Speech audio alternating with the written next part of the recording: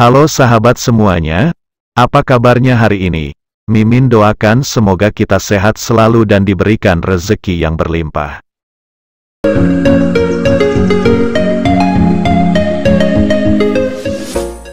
Pemilu 2024 sepertinya menjadi momentum akhir kisah kebersamaan Presiden Jokowi dan keluarganya dengan Partai PDIP. Lantaran pada pemilu tahun ini, Jokowi beserta keluarganya berbeda arah dengan partai berlambang banteng tersebut. Hasto Kristianto selaku Sekjen Partai PDIP menyebutkan kalau partainya ditinggal oleh Jokowi usai memberikan keistimewaan kepada Jokowi dan keluarganya.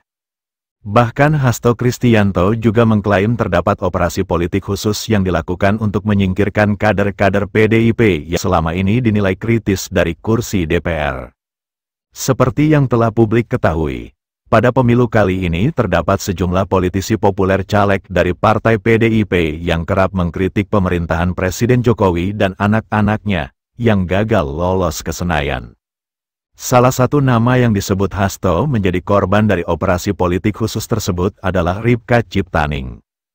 Adapun Ripka Ciptaning dikenal sebagai caleg petahana kader PDIP yang kritis dan kerap mengkritisi kebijakan pemerintah Presiden Jokowi, terutama menyangkut program vaksinasi COVID-19. Bahkan dalam sebuah rapat bersama Menteri Kesehatan, Ripka Ciptaning terang-terangan menolak untuk divaksin. Pada pemilu 2024 ini, Ripka Ciptaning kembali maju memperebutkan kursi DPR RI mewakili Dapil Jawa Barat 4. Namun berdasarkan hasil rekapitulasi penghitungan suara oleh KPU Jawa Barat, Ripka Ciptaning gagal mempertahankan kursinya di parlemen, setelah namanya tidak masuk dalam daftar 6 nama caleg yang lolos ke Senayan mewakili dapil tersebut. Selain Ripka Ciptaning, terdapat sejumlah caleg PDIP lainnya yang dinilai kritis dan juga tidak lolos ke Senayan pada pemilu 2024 ini. Siapa saja mereka? Berikut daftarnya. Silahkan sobat tonton videonya sampai selesai.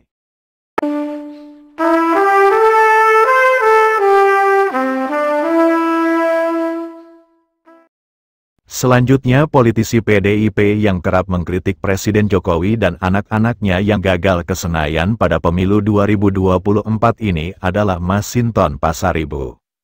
Setelah 2 periode menjabat sebagai anggota parlemen, Masinton Pasaribu akhirnya tumbang di pemilu tahun ini, kembali maju bertarung memperebutkan kursi empuk di Senayan mewakili Dapil DKI Jakarta II. Masinton kalah perolehan suara dari Once Mekel yang merupakan caleg pendatang baru di Partai PDIP di dapil yang sama. Beberapa waktu belakangan, politikus populer Partai PDIP ini memang kerap mengkritik Jokowi dan menyindir Gibran Rakabuming ketika menjadi cawapres. Bahkan Masinton sempat mempopulerkan istilah Samsul yang ditujukan ke Gibran Rakabuming. Istilah Samsul sendiri merupakan singkatan dari asam sulfat. Julukan Samsul yang disematkan Masinton ke Gibran lantaran putra sulung Jokowi tersebut sempat salah mengucapkan antara asam folat dan asam sulfat. Selain julukan Samsul, Masinton juga memberikan julukan belimbing sayur ke Gibran Rakabuming. Berikutnya lagi politisi PDIP yang tersingkir dari kursi parlemen adalah Jarod Syaiful Hidayat. Jarod juga dinilai kritis karena kerap melontarkan kritikan terkait pencalonan Gibran Rakabuming sebagai calon wakil presiden. Dirinya menyebutkan kalau pencalonan Gibran sebagai cawapres merupakan preseden buruk bagi kaula muda Indonesia. Pada pemilu 2024 ini, Jarod kembali maju bertarung untuk mempertahankan kursi empuknya di Senayan mewakili Dapil Sumatera Utara 3. Namun sepertinya, Jarod harus siap-siap berkemas dari Senayan. Jarod yang saat ini menjabat sebagai anggota Komisi 4 DPR RI, tersingkir dari parlemen setelah kalah perolehan suara dengan caleg Partai PDIP lainnya di dapil tersebut. Perolehan suara Jarod berada di urutan keempat, sedangkan di dapil Sumatera Utara 3, Partai PDIP hanya kebagian jatah 2 kursi parlemen, yang otomatis jatah untuk caleg urutan ke-1 dan ke-2. Seterusnya lagi, caleg PDIP yang gagal lolos ke Senayan adalah Guntur Romli. Beberapa waktu yang lalu, caleg PDIP yang juga juru bicara tim pemenangan nasional Ganjar Mahfud, yakni Guntur Romli, Mengomentari hasil pemilu 2024 yang telah ditetapkan oleh KPU, menurut Guntur Romli, Jokowi telah gagal total menghancurkan partai PDIP. Selain itu, Guntur juga menyebutkan Jokowi juga gagal total meloloskan partai PSI ke parlemen. Guntur Romli sendiri sebelumnya adalah kader partai PSI.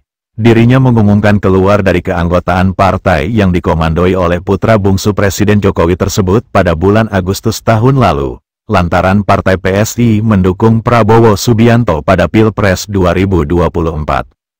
Menurut Guntur Romli, keputusan partai PSI mendukung pencalonan Prabowo yang dianggapnya mempunyai rekam jejak pelanggaran HAM di masa lalu, mengganggu hati nurani dan idealismenya. Setelah memutuskan keluar dari PSI, Guntur Romli bergabung dengan PDIP dan mencalonkan diri menjadi caleg DPR RI mewakili Dapil Jawa Timur III.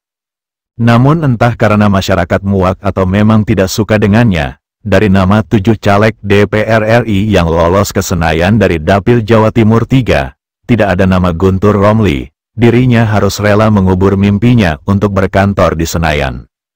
Dan yang kelima, caleg PDIP yang dinilai kritis yang juga gagal pada pemilu 2024 ini adalah Johan Budi.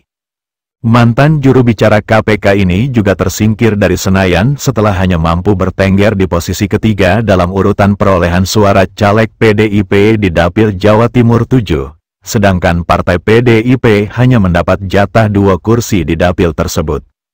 Johan Budi yang saat ini merupakan anggota Komisi Hukum dan Badan Legislasi DPR, kerap melontarkan kritik terhadap penyusunan rancangan Undang-Undang Daerah Khusus Jakarta, terutama soal Pasal 10 Ayat 2 yang mengatur mekanisme pemilihan gubernur dan wakil gubernur yang ditunjuk langsung oleh Presiden. Johan Budi menyebutkan, pasal tersebut mengebiri demokrasi dan akan ditolak PDIP dengan amat keras. Dan berikutnya lagi yang keenam, caleg PDIP yang dinilai kritis namun gagal lolos ke Senayan adalah Arteria Dahlan. Caleg petahana partai PDIP yang kerap menuai sorotan publik karena pernyataan kontroversialnya saat rapat ini, gagal mempertahankan kursinya di Senayan setelah ia kalah suara dari rekannya sesama caleg partai PDIP. Arteria Dahlan yang saat ini menjabat sebagai anggota Komisi 3 DPR RI, kembali maju memperebutkan kursi parlemen mewakili Dapil Jawa Timur 6 yang meliputi daerah Blitar, Kediri, dan Tulungagung. Arteria Dahlan diketahui hanya memperoleh 62 ribuan suara dan bertengger di posisi ketiga dalam perolehan suara sesama caleg PDIP di dapil tersebut, tertinggal jauh dari 2 rekannya yang mendulang suara masing-masing di atas 100 ribuan. Sedangkan pada pemilu kali ini di Dapil Jawa Timur 6, partai PDIP hanya kebagian jatah 2 kursi parlemen, secara otomatis Arteria Dahlan tersingkir dari Senayan. Dan di urutan ke-7, kader PDIP yang dikenal kritis namun gagal lolos ke Senayan adalah Junimat Girsang.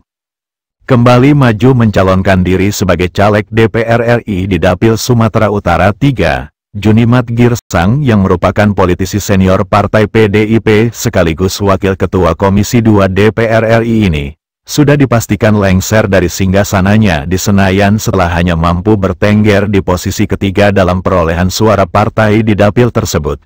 Sedangkan untuk Dapil Sumatera Utara 3, partai PDIP hanya kebagian 2 jatah kursi parlemen.